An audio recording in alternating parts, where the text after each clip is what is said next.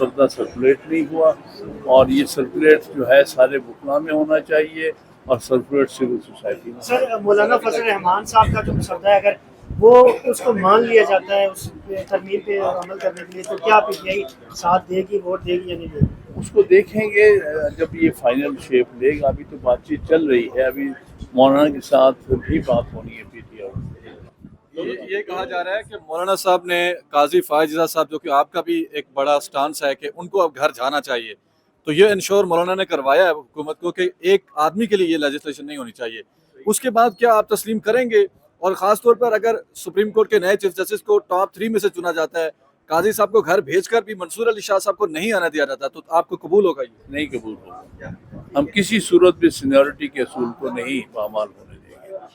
आप चाह रहे हैं ना सिर्फ काजी साहब घर जाएं बल्कि मंसूर अली शाह साहब को उनको जायज़? एक हमारा बहुत पुराना मुतालबा है, और जो आइन की अब शिक है, जो कि हमारे मुतालबे पर पेश है आर्टिकल 175A में, कि जो सीनियर मोस्ट जज है उसी का हक है कि वो चीफ जस्टिस बने।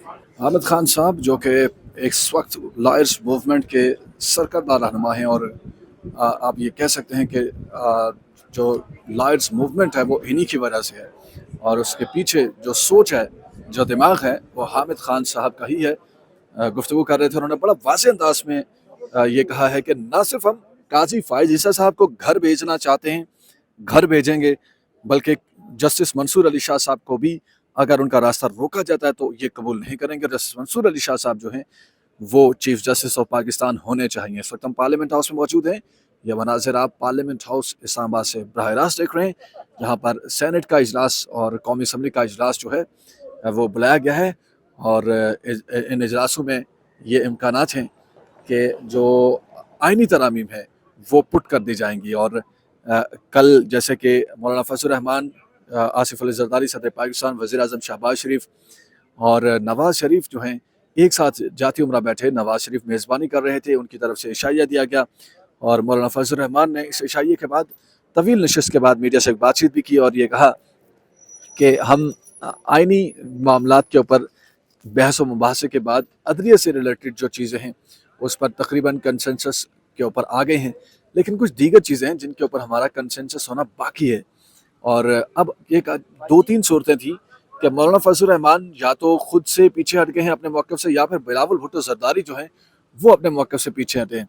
तो ऐसी सूरत में बिलावल भुट्टो ज़रदारी अगर पीछे हटते हैं तो मौलाना फजल रहमान ज़ाहिरी बात है वो मीडिया टॉक में ये कह रहे थे कि जी मैं अपनी बात से पीछे नहीं हटा हूँ, और कुछ खबरें ऐसी अंदर से आ भी रही हैं कि मौलाना फजल रहमान का जो मौक़िफ़ था कि आइनी अदालत नहीं होनी चाहिए बल्कि आइनी जो होना चाहिए सुप्रीम कोर्ट के अंदर, उसे तस्लीम किया गया है। तो अब उस पर हमने जैसे हमारा जो पीटीआई से आज मुलाकात भी करने जा रही है, पीटीआई आज मुलाकात भी करने जा रही है मौलाना फजल रहमान से, उनके घर शाम 7 बजे के बाद की मुलाकात होने जा रही है। और इस मुलाकात से मुतालिक अब ये क्यास आ रही हैं कि मौलाना फजल रहमान चाह रहे हैं कि पीटीआई को भी कंसेंसस में शामिल किया जाए, एक मुतफ़िक़ा मसवदा हो जिसमें पीटीआई भी उसके साथ खड़ी हो। हामिद खान जो कि पीटीआई से हटकर भी लॉयर्स को रिप्रेजेंट करते हैं, और अगर पीटीआई मान भी जाती है तो भी वकला को मनवाना बहुत अहम होगा, क्योंकि वकीलों की मूवमेंट पीटीआई से भी ज़्यादा सख्त है और वो अलग खड़े हैं और उनको ऑन बोर्ड लेना होगा। इस वक्त जो वकला हैं वो बड़े वाज़े हैं कि मंसूर अली शाह साहब सुप्रीम कोर्ट का चीफ जस्टिस होने चाहिए और काजी फायज साहब घर जाना चाहिए। तो इस सूरत में अगर ये चीज़ें नहीं होती और मौलाना फजल रहमान या पीटीआई भी अगर इसके बरक्स कोई चीज़ें लेते हैं तो